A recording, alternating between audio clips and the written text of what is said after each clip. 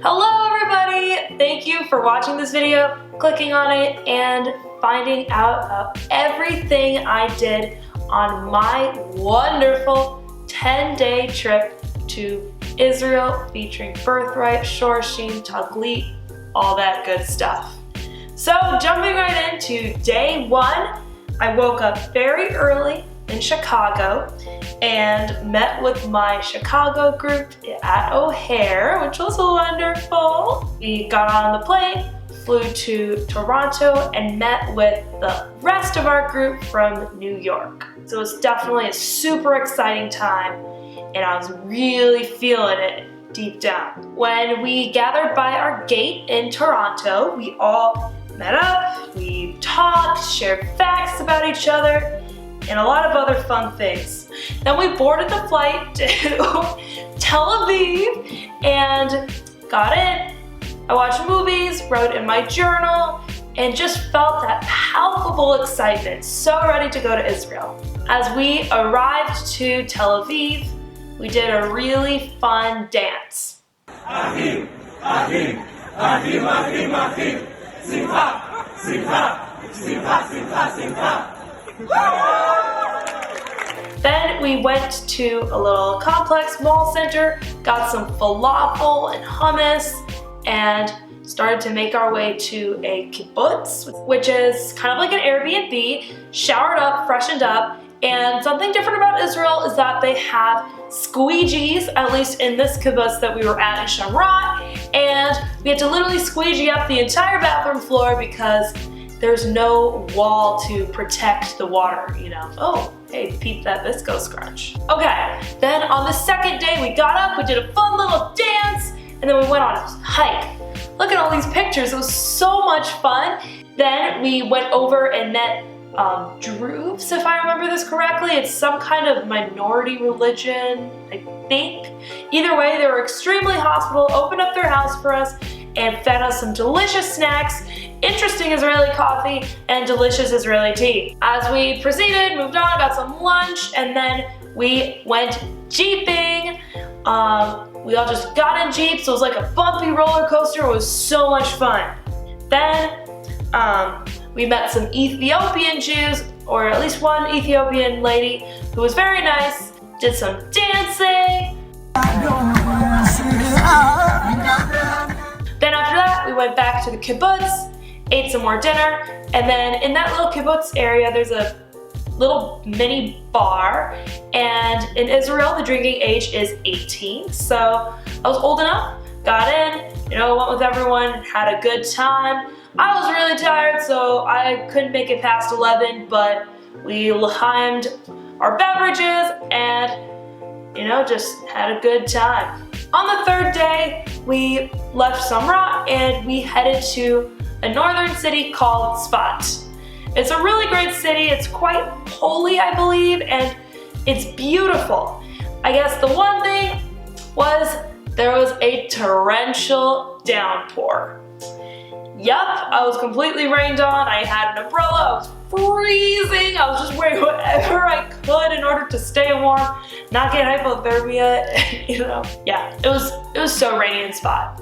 Then we went to a couple meetings. The first one was a little area. I don't really remember what happened. Then the second one was really quite empowering. There was a man named Avram, and he showed us his artwork, which is supposed to be symbolic of some kind of thing in the Jewish religion and faith. It was beautiful, and his talk was very empowering. Moving on, we got some lunch, and then later we made our ways to the hot springs, which was so good because we were all freezing. I'm gonna get some water. Water. Hey.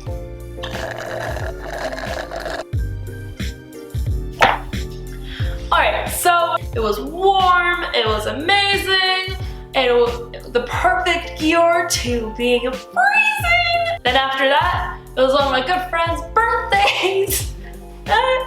So we had a little mini celebration, Day 4 was one of my favorite days in Israel.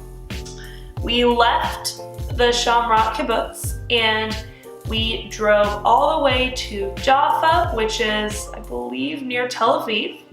Our tour guide Mitch showed us some beautiful sights, and along the way there was some really fun wall art and other cute, picturable, Instagrammable things. Then we all ate a delicious lunch in Tel Aviv, Jaffa, in a sort of Mediterranean style restaurant. Lunch was delicious, hit the spot. Then came a really fun part of the trip called Explore Tel Aviv Your Way, where the group was broken up into several smaller groups and we all got to explore Tel Aviv however we wanted. So in my group, we were all handed a booklet of possible places we could go in Tel Aviv, but since it was a little rainy and not fantastic weather, we all just sort of wandered through and found some hidden gems. For example, there was an animal museum, and the museum itself was alright. There were no real animals, just statues of animals basically. The best part actually was stepping outside on the rooftop. We got some awesome pictures taken out there, and I did the daring move and I hung my feet over the edge, and then we went to the Innovation Center. The crazy thing is that in Israel's span of 70-ish years, it is the second biggest technology hub behind Silicon Valley, which blows my mind knowing how recent the land of Israel really is. After heading back to our awesome Tel Aviv hotel, it was time to party! So I got dressed up, put my makeup on, ate some dinner, and we went to a bar. And then went to bed. I was so tired, so tired. I fell asleep, I woke up, and it was day 5. Day 5 was one of the most profound days during my entire trip because we spent the day in the old city of Jerusalem, which is one of the most holy cities in the entire world. I'd say among exploring the old city, one of the most profound, unbelievable experiences was touching the Western Wall. Okay, so as I'm editing this, I realized that I did lose a little bit of footage. So what happened after the Western Wall was we went back to our hotel in Jerusalem. We lit candles and celebrated Shabbat, which is a day of rest. It takes place from Friday evening to Saturday evening. And we ate a delicious dinner, hung out, played cards, did other fun things. Then the next day we slept in, had an outdoors group meeting, and then had a really fun girls talk. Then after that, we went out and partied. Anyway, that night, we all went out to the Machane Yehuda market. Excuse me if I'm butchering that pronunciation. It is in Jerusalem. They have markets, they have bars. It was so much fun. That was my favorite night. I was dancing on a bar top. I was talking to people. I met a gajillion cute Israelis. Yeah, it was a really good night. It was a good time. The next day, Sunday morning, we drove down south to an Israeli elementary school. All the children there were so cute, so loving, so touchy-feely, amazing, bright children. After going to the school, we drove down to the desert. We hiked around and heard a talk from someone living in the Bedouin area and camped out in a tent for the night. On day 8, we woke up at around 4:30 or so in the morning. We hiked Masada, which was amazing. Explored Masada, got to see the sunrise, and probably the coolest part was that I, as well as a few other people, got bar and bat mitzvahed, which is being considered a Jewish adult. And what I liked about this one was that unlike other typical bar and bat mitzvahs that I've seen, this one was short and sweet, so there really wasn't too much I had to do. And we just said something that was meaningful to us, and then we got a certificate, and then that was it. It was really great. and I loved being able to do it with my best friends. After Masada and being bat mitzvahed, we all went down to the Dead Sea and swam. So I'm not gonna lie, in the wintertime, the water in the Dead Sea is very cold, and as you might be familiar, the Dead Sea is about 30% salt, so it was very salty. Even getting out of the water, I was able to taste my skin, which tasted like salt, which I'm sorry if that's a little TMI, but it's the truth. After the Dead Sea, we all went down to the Ben Gurion grave in the Negev desert. Our tour guide Mitch explained why Ben Gurion chose to be buried in the desert of all places. And if you didn't know, David Ben Gurion was the former Prime Minister of Israel, and the Tel Aviv airport is actually named after him, which I think is pretty cool. Afterwards, we went to another kibbutz, which is like an Airbnb, as I mentioned earlier. Freshened up, which was much needed after hiking and going to the Dead Sea and spreading mud all over myself. We had dinner. We did a fun little fake military IDF-like basic training.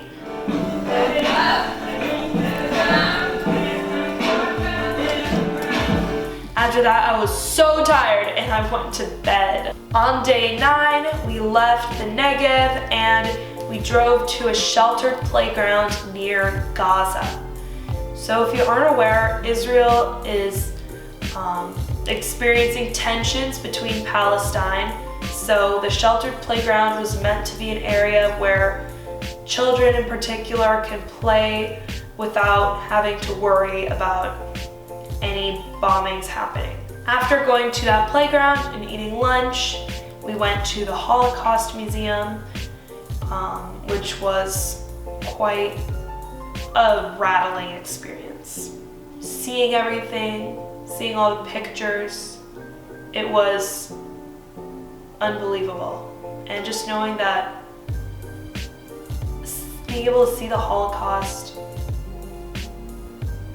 like that, almost reliving it, was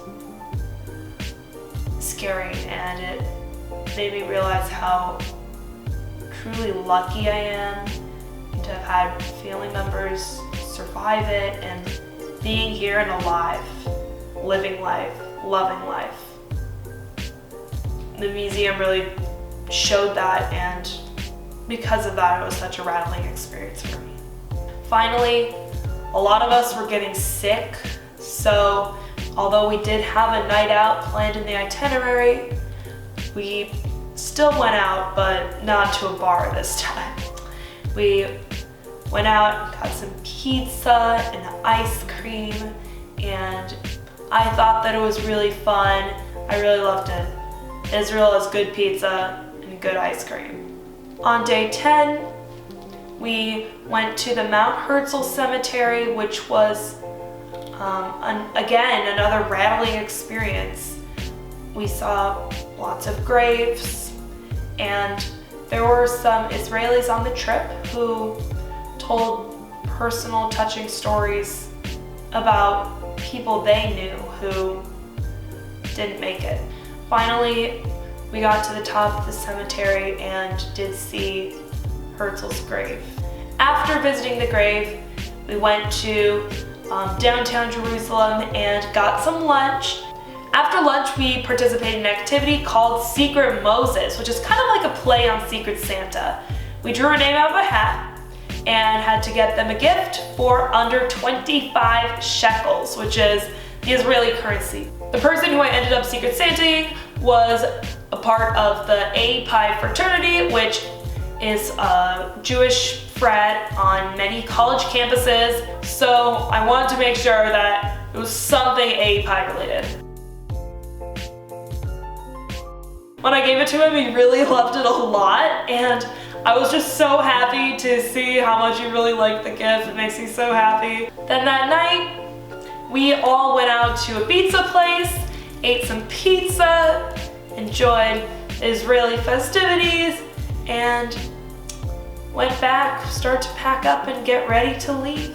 Anyway, I packed up, got ready, and the very next morning, we left Jerusalem and headed to Tel Aviv. Saying goodbye to the Israelis and a few of my friends who chose to extend the trip was so hard. After boarding the nice, long flight to Toronto, goodbye Israel, I love you!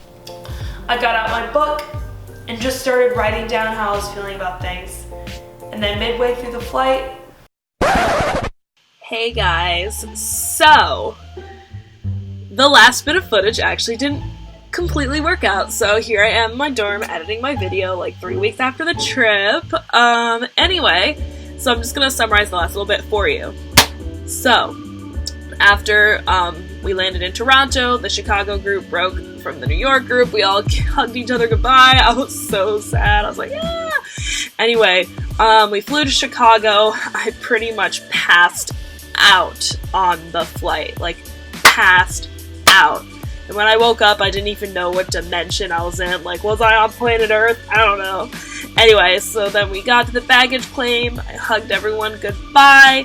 The best part is, actually, some of these people do go to the same school as me, so we still see each other. So it's been wonderful. But for the rest of them, it was really tough saying goodbye. And we do keep up on social media, which is nice. Anyway, then I went back and I just passed out for the entire night. I was so tired. So I guess to wrap it all up, this trip was absolutely wonderful. I tell everyone about this. I recommend this to everyone. If you have any Jewish blood whatsoever, apply to the trip because it will change you. Anyway, for example, for me, it made me appreciate my Jewish heritage more. In the past, I was really insecure about it. It also made me appreciate life in general more, being able to see a whole different part of the world, a different culture. That made me appreciate where I was and also look forward to traveling and seeing other people and being able to immerse myself in a different culture that also somehow feels like home. Crazy feeling. And also, the trip just gave me a lot of confidence. I feel like a more confident woman. I can go up to people. I can say, hey, I think you should try out Birthright Israel. And it's also, you know, like, it's made me more confident when talking to guys, too, which is always a plus. Anyway, I love you guys. Everyone on the trip, you guys are fantastic human beings. Perfect little angels, practically. And I love you guys so much, wherever you are. Israelis, Chicagoans, New Yorkers, everyone is wonderful and lovely, and I'm so glad I got to meet you on this trip. I love you guys forever, and I'm gonna get some rest, hopefully, because as you can probably tell, I'm really friggin' sick. So, love you guys. Peace out. Girl Scouts. Bye.